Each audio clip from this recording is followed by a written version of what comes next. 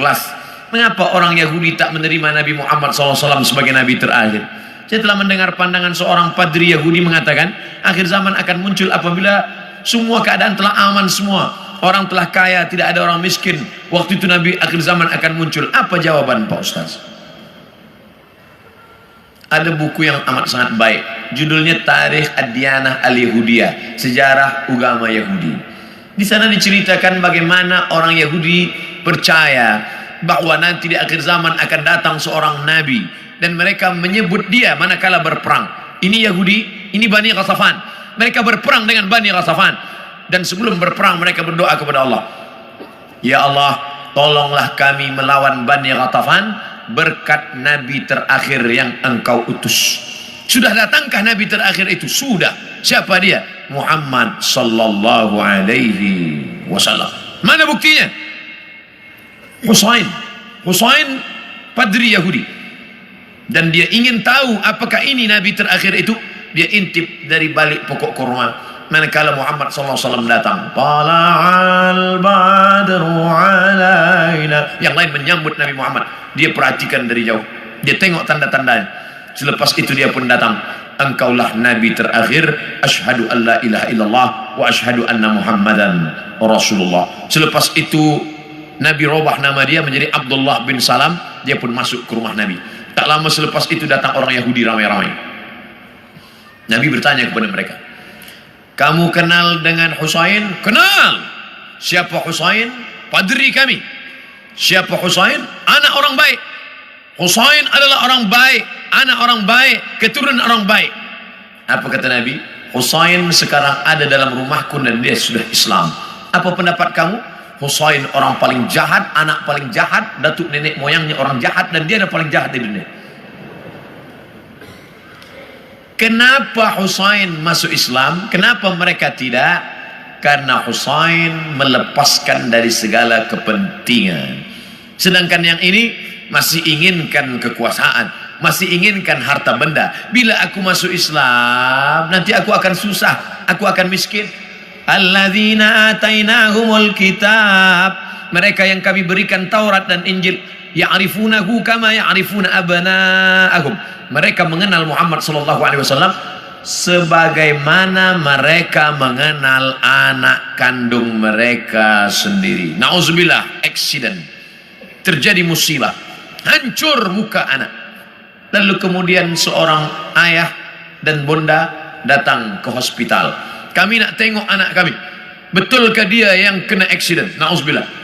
Belum buka wajahnya dah tahu ini anak kami. Dari mana? Dari jari kakinya. Buka jari kaki. Iya, ini memang anak saya. Dari mana puan tahu? Dari mana tuan tahu? Ini kaki anak kami. Mereka kenal Muhammad sallallahu alaihi wasallam lebih daripada anak kandung mereka sendiri. Mana bukti? Ketika Nabi Muhammad sallallahu alaihi wasallam dibawa oleh Abu Talib menuju Busra, negeri Syam. Sebelum sampai ke sana, mereka berhenti sejenak. Lalu Bahira keluar. Bahira keluar daripada tempat suci. Bahira seumur hidup tak pernah keluar. Dia hanya beribadah saja. Tapi hari itu Bahira datang. Apa kata Bahira? Bertanya kepada Abu Talib, ya rajul, wahai lelaki, siapa anak kecil ini? Kata Abu Talib, ini anakku hadha ibni. Kata Bahira, kalau betul kitab yang kubaca, ini bukan anakmu. Anak ini yatim, ayahnya dah mati sebelum dia lahir. Kenapa? Karena 3 tanda aku tengok. Pokok kayu bersujud, batu-batu bersujud, dan ada awan yang dari tadi menaungi dia. Tersenyum Abu Talib, ini memang bukan anakku, ini adalah anak saudaraku. Karena orang biasa berkata anak saudara itu anak kita juga. Anak saudara, anak kita. Rumah saudara, rumah kita. Tapi bini dia bukan bini kita. Ini siapa? Ini anak saya. Itu kan bukan anak ustaz. Itu kemana kan ustaz, anak saudara? Udah macam anak saya. Begitulah Bahira tahu bahwa ini anak ayahnya sudah meninggal. Itulah yang ditulis dalam syair Al-Barzanji. Walamma tamma min hamlihi, ketika hamilnya sempurna, syahrani 2 bulan, ala ashhuril aqwalil marwiyah, menurut hitungan bulan qamariyah. Tufiya bil Madinatil Munawwarati abuhu Abdullah, meninggal ayahnya Abdullah 2 bulan. Kenapa mereka tahu? Kerana itu tertulis dan dituliskan dalam Al-Quran surat As-Saff, ya'ti mim ba'dismuhu Ahmad, akan datang nabi terakhir nanti dan dia bernama Ahmad. Kenapa yang datang itu Muhammad? Muhammad masyhur di bumi, Ahmad masyhur di antara malaikat. Ahmad dia, Muhammad dia, Toha dia, Yasin dia, Al-Fatih dia, Al-Khatim dia. Al-Fatihu lima ughliq wal khatimu lima sabaq, nasirul haqqi bil haqq, yahdi ila siratikal mustaqim. Dialah Al-Aqib, dialah Al-Hashir, huwa Ahmad, huwa Muhammad, huwa Toha, huwa Yasin, huwa Khatim, huwa Al-Fatih, huwa Al-Aqib, huwa Al-Hashir, huwa Al-Hami. 99 ini nama-nama, tapi dia juga adalah Muhammad sallallahu alaihi wasallam. Kenapa mereka tak beriman? Kerana mereka berkeyakinan yang datang itu keturunan Ibrahim, tapi dari jalan nasab Ishak. Ibrahim punya anak Ishak, Ishak punya anak Yakub. Yakub, nama lain daripada Yakub Israel, maka anak cucu Yakub disebut dengan Bani Israel. Yakub punya anak Yusuf, Yusuf punya saudara lelaki bernama Yahuza. Cucu cicit keturunan Yahuza disebut dengan Yahudi. Mereka ingin nabi terakhir itu keturunan Ishak, Yakub, Yahuza. Sedangkan yang lahir terakhir ini Muhammad SAW, anak Abdullah, anak Abdul Muttalib, anak Hashim, anak Abdi Manaf, anak Qusay. Qusay lah yang membina Darun Nadwah di kota Makkah Al-Mukarramah. Cucu cicit keturunan daripada Adnan, Adnan keturunan daripada Ismail, Ismail anak daripada Ibrahim alaihissalam. Falamma ja'ahum ma arafu, ketika mereka didatangi, ketika datang orang yang mereka kenal itu, kafaru bih, mereka pun kafir dan ingkar. Padahal beza mereka hanya 2 simpang saja, satu simpang Ishak, satu simpang Ismail. Mereka tak percaya. Bagaimana dengan kita orang Melayu? Andailah orang Melayu tak nak beriman kecuali dengan Nabi Melayu. Aku tak nak Nabi seorang Arab, ingin Nabi yang Melayu, pakai baju Melayu, pakai songket Melayu. Aku Abdul Somad, saya Abdul Somad, tak pernah mempermasalahkan apakah dia datang dari Arab, apakah dia dari Quraisy.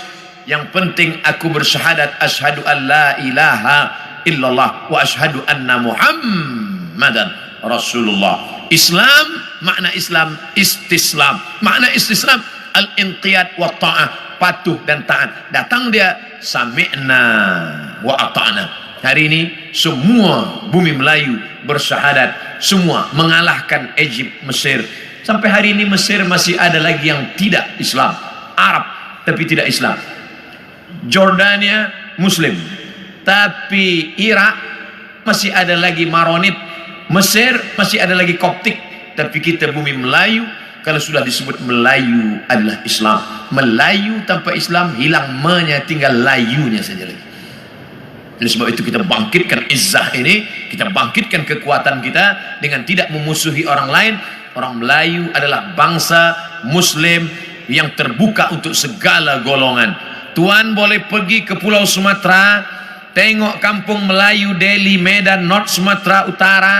Di sana ada nama Kampung Kling, kerana ada tempat orang Hindu yang dibawa oleh Inggris masa dulu untuk memetik tembakau. Sampai hari ini masih ada. Di sana pula ada kampung nama Pecinan, tempatnya orang saudara kita daripada Chinese, Tionghoa, masih ada tegak berdiri. Orang Melayu Muslim adalah orang yang menebarkan kedamaian. Wa ma arsalnaka illa rahmatan lil alamin. Terbuka, kita tak pernah memusuhi orang lain. Kamu nak beramal, sila beramal. Wala ana abidum ma'abattum wala antum abiduna ma'abud lakum dinukum waliyadin. Kita seperti lebah. Bagaimana lebah? Lebah itu tak pernah makan yang tak baik. Yang dimakan lebah itu hanya manis dari bunga-bunga. Sampai hari ini belum ada lebah guna dadah. 2, yang keluar daripada lebah pula elok-elok saja, yaitu madu lebah. Kenapa saya minum madu penyakit gula, diabetes saya? Yang salah bukan lebah, tukang jual lebah campur gula. Yang ketiga, bahwa lebah hinggap di ranting, tak ada ranting patah. Sampai hari ini lebah hanya membuat sarang di kayu tualang yang besar. Tak ada lebah patahkan ranting. Lebah tahu ini sesuai, ini tak sesuai. Yang keempat, lebah jangan diganggu. Orang Islam jangan diganggu. Bila engkau ganggu sarang lebah, dia akan kejar engkau. Masuk pun engkau ke sungai, dia akan tunggu. Bila kau tak bernafas, engkau tarik nafas, di situ dia guna. Kepala engkau akan bengkak. Hati-hati dengan lebah. Dan lebah ada senjata satu saja. Di ekor lebah ada satu senjata. Lebah tahu, bila aku dah guna ini aku akan mati. Sengatan lebah diguna sekali seumur hidup. Dan kalau dia sudah pakai, orang akan kena, dia pun akan mati. Bagi lebah, lebih baik berputih tulang daripada berputih mata. Ini tak betul juga, sebab lebah tak bertulang. Bagi lebah, lebih baik mati, tapi mati syahid, iskariman au mut syahidan. Oleh sebab itu berhati-hati. Mathalul mu'minin kamathalin nahli. Perumpamaan orang-orang beriman seperti lebah. Lebah, kita gunakan filosofi ini dalam kehidupan kita. Mudah-mudahan kita selamat di awal zaman, selamat pula di akhir zaman, insyaallah. Amin.